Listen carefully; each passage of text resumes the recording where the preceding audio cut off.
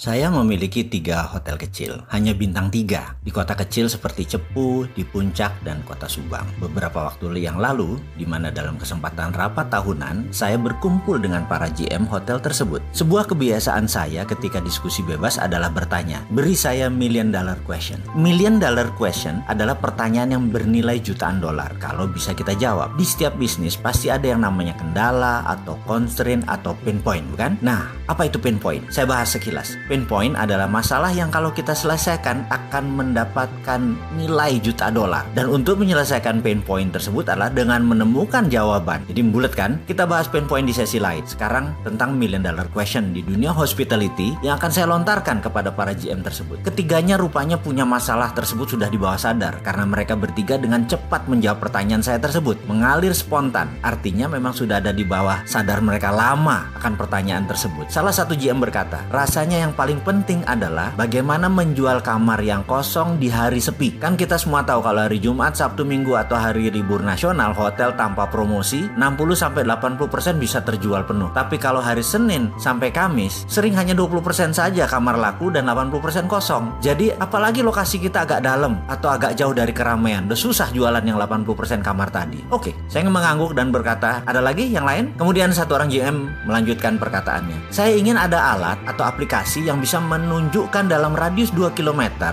dari hotel saya ada berapa orang yang perlu kamar sekarang. Oke, saya bilang. Yang lain lagi, satu orang lagi yang terakhir berkata, pekerjaan anak-anak front desk, ada nggak aplikasi yang membuat mereka bisa bekerja dengan cepat? Karena rata-rata itu adalah 10-15 menitan lah kami melayani tamu di front desk. Kalau tamu tadi ada ngantri aja di belakangnya karena sore hari ada yang masuk kemudian ada yang ngantri di belakangnya, atau malam deh tersering, itu bisa 30 menit. Padahal melalui OTA atau .com segala macam itu malah lebih merepotkan karena data administrasinya ada di kita. Dia cuman good dalam paymentnya saja. Jadi administrasi harus tetap kita kerjakan manual. Mendengar komentar ketiganya, saya langsung berpikir keras seperti kebiasaan kaum introvert yang dicampur kaum intuitif seperti saya. Saya mikir saja. Tiba-tiba klik di kepala saya ada sesuatu yang sepertinya bunyi. Lalu saya berkata, kalau saya bisa jawab ini semua artinya kita akan dapat million dollar bisnis. Betul? Bertiga mengangguk. Padahal saya ini bukan berbicara pada mereka, saya setengahnya berbicara pada diri sendiri. Begini, kan aplikasi online traveler itu kebanyakan melihatnya dari sisi traveler, bukan dari sisi kalian para hotelier, bener nggak? OTA, online travel agent itu kan punya pihak ketiga. Bagaimana kalau saya buatkan aplikasi dari kacamata hotelier sekarang, dari kacamata kita? Jadi ini merupakan hotel platform, hotel yang menentukan segalanya, mulai dari pricing sampai HMS, software atau hotel management system, semua ada di front desk. Bahkan di front desk tersebut jika ada traveler, dia cuma ngasih QR code, dipotret, data pindah dan langsung kasih kunci. Jadi tugas front desk hanya satu. Setelah QR code dikasih tadi, tinggal samakan identitas dia dengan di QR code, lalu kuncinya dikasih. 1 menit selesai. Lalu saya bilang, bagaimana kalau saya siapkan aplikasi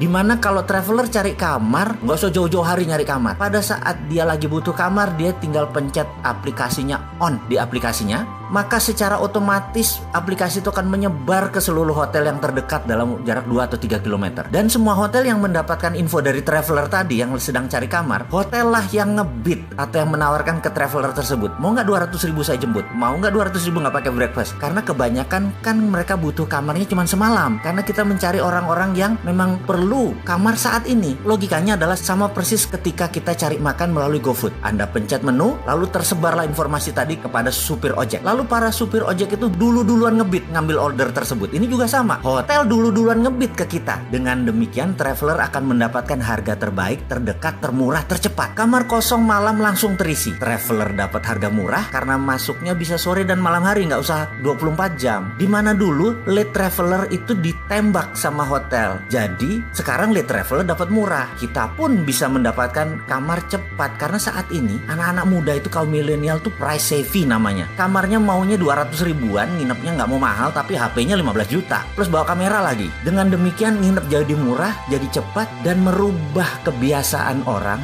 bertransaksi melalui OTA. Karena sekarang ini bukan OTA tapi hotel platform, Anda yang nentuin. Bagaimana? Demikian saya mengoceh panjang dan kemudian saya berkata, coba panggil Mas Daf. Mas Daf adalah tim IT saya yang sudah ikut saya lama banget, banyak aplikasi yang dia buat. Saya bilang kepada Mas Daf, Mas, kita buat aplikasi namanya Get Hotel, logonya warna biru muda seperti warna klub bola Manchester City. Dan dan ada kuningnya sedikit. Dan kami berenam setiap hari, setiap kesempatan sudah 6 bulan berjalan. Akhirnya kita ketemu sebuah aplikasi baru yang namanya Get Hotel. Kayaknya sudah siap meluncur. Ngomong-ngomong, ada yang minat gabung nggak?